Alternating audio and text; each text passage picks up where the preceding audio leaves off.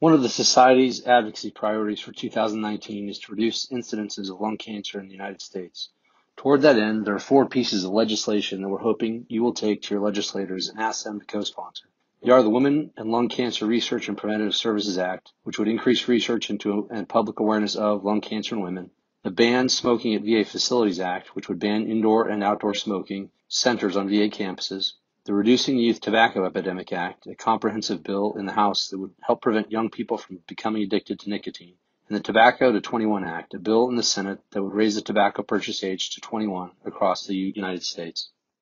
The first ask for this advocacy priority is to urge your members of Congress to co-sponsor legislation that will encourage research into lung cancer in women, the Women and Lung Cancer Research and Preventative Services Act.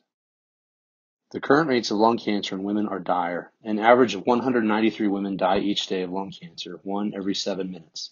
In 2018, that totals to an estimated 70,500 women who will die of lung cancer, 25% of all cancer deaths in women. Lung cancer takes the lives of more women than breast cancer, ovarian cancer, cervical, and uterine cancers combined. Lung cancer is the leading cause of cancer death among both women and men, but approximately 2/3 of never smokers diagnosed with lung cancer are women. Of never smokers, women are twice as likely as men to get lung cancer, and recent studies indicate that the rate of never smoking lung cancer is increasing. It is not well understood why women who have never smoked are more likely to get lung cancer than men. Lung cancer is one of the only cancers where patients are routinely blamed as responsible for their condition, leading to stigma and a lack of early detection. Despite a high number of annual deaths, lung cancer receives only $1,831 per death in research funding from the National Institutes of Health, the least funded of the major cancers affecting women. Compare this to $24,846 for breast cancer and $12,644 for prostate cancer. Meanwhile, the 5-year survival rate for women with lung cancer remains low at 21%, versus breast cancer at 89% and prostate at 99%. A Bipartisan Women and Lung Cancer Research and Preventative Services Act aims to discover why lung cancer affects women differently and advance a comprehensive plan to reduce the overall impact of lung cancer. It addresses a critical gap in our medical knowledge by establishing a research pathway to explore differences across genders with respect to risk factors, incidence, and response to treatment. The effort will also consider methods to accelerate implementation of screening services. The final component is the development of national public education and awareness programs focused on the lung cancer impact on women and the importance of early detection.